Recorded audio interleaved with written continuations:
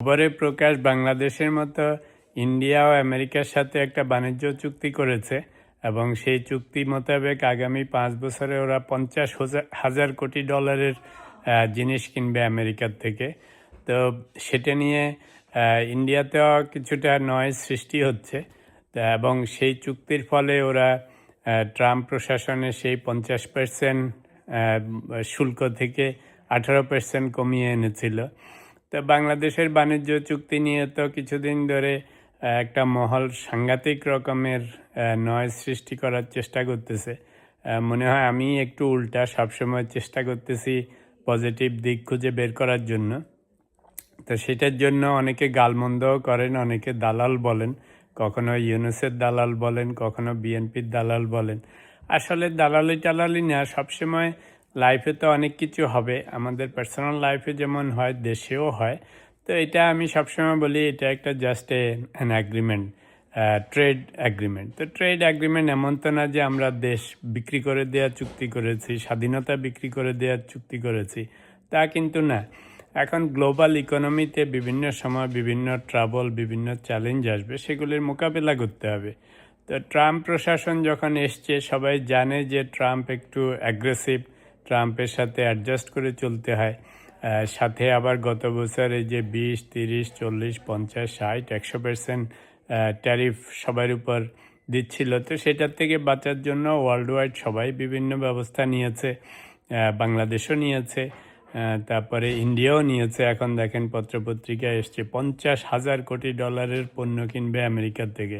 তো সেই trade deal খুলে দেখেন, আমাদের যেরকম নানা রকম কন্ডিশন আছে, আই ক্যান গ্যারান্টি ইউ ইন্ডিয়ার সাথেও এরকমই টার্মস অ্যান্ড কন্ডিশন দিয়েছে। কারণ আমেরিকারা এশিয়ান কান্ট্রিগুলি বা অন্যান্য কান্ট্রির অবস্থা তো জানে।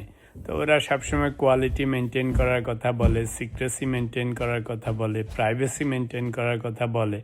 তো হাই লেভেলে এগুলি এশিয়ান কান্ট্রিগুলির জন্য একটু টাফ মনে হয়, কিন্তু ওয়েস্টার্ন এবং ডেভেলপ কান্ট্রিগুলি ওরা অনেক স্ট্যান্ডার্ড কোয়ালিটি এমনিতেই মেনটেন করে।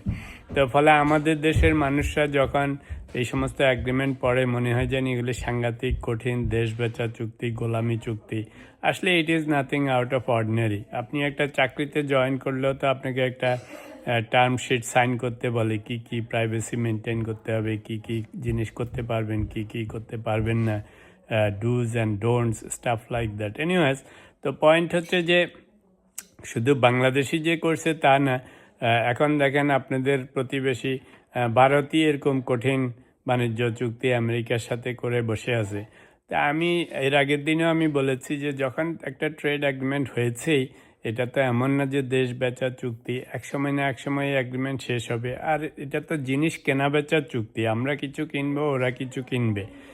টার্মস অ্যান্ড কন্ডিশন হয়তো কোনো সময় ভালো পান, কোনো সময় কম ভালো পান, বাট এমন না যে একেবারে এই trade agreement is the last word. তো যাই হোক, ভারতের সাথে চুক্তি দেখে এবং ভারতের সামান্য নয়েজ দেখে আমার কাছে মনে হচ্ছে যে যে কোনো জিনিসের মধ্যে সবসময় পজিটিভ দিক খুঁজে বের করতে হয়। লাইফকে যদি শান্তিপূর্ণ করতে হয়, একটা দেশের গণতন্ত্রকে যদি সুসংহত করতে হয়, দেশের শাসন ব্যবস্থাকে সুসংহত করতে হয়, ইকোনমিক ব্যবস্থাকে সুসংহত করতে হয়, সবসময় খালি নেগেটিভ হয়ে থাকলে হবে না, নেগেটিভ জিনিস খুঁজলে হবে না। জাস্ট বিকজ কেউ আপনার অপোজিশন পার্টি, ইয়েস ডক্টর ইউনূসদের অনেক খারাপ কথা আমরা বলি, অনেক কিছু ওরা করেছে, তাই বলে 100% কেউ তো আর খারাপ করে না। পতিত আওয়ামী লীগ সরকারও অনেক খারাপ করেছে, ট্রু, কিন্তু ওরা তো কিছু ভালো তো করেছেই। এই যে দেশে এখন এত রাস্তাঘাট, এটা সেটা, কত সুন্দর সুন্দর জিনিস আছে, ওরা তো আর বাড়ির নিজের পকেট থেকে টাকা এনে করে না, সরকারি দেশের টাকা দিয়েই করেছে, বাট কিছু ভালো তো করেছে। তো পয়েন্ট হচ্ছে যে একেবারে কারো বিরুদ্ধে গেলে যে সবই খারাপ করে বলতে হবে এমন কোনো কথা নেই, কারো কিছু বললেই যে দালাল হয়ে যেতে হবে এমনও কোনো কথা নেই। তা আমি অল থ্রু বলে আসছি যে ইয়েস, বাণিজ্য চুক্তিটা হয়তো টার্মস অ্যান্ড কন্ডিশন একটু টাফ হয়ে গেছে, এখন সব দেশের জন্যই হয়েছে, কারণ ট্রাম্প প্রশাসনের সাথে টিকে থাকা তো অত সহজ না। তো এখন সেই জন্য অনেককে অনেক ছাড় দিতে হয়েছে। তো যাই হোক, এখন যখন ডক্টর ইউনূসরা এই অ্যাগ্রিমেন্ট করেই ফেলেছে এবং সেই সময় বিভিন্ন ট্যারিফ থেকে বাঁচার জন্য করেছে, তারপরে ট্রাম্পদের, আমেরিকানদের গুড বুকে থাকার জন্য করেছে, তো ফলে এখন আমাদেরকে তো সেই অ্যাগ্রিমেন্ট কমপ্লাই করতেই হবে। জিনিসপত্র অন্য দেশ থেকে কিনতেই হয়তো চায়না, আমেরিকা, রাশিয়া, দুবাই এগুলি বাদ দিয়ে আমেরিকার থেকে কিনলেন। প্লেন কিনতেই হয়তো আগে অন্য কোম্পানির থেকে কিনতো, এখন বোয়িং থেকে কিনতেছে। তো যদি একটু পজিটিভলি নেন তাহলে দেখবেন সব কিছুকেই অতটা কঠিন মনে হয় না।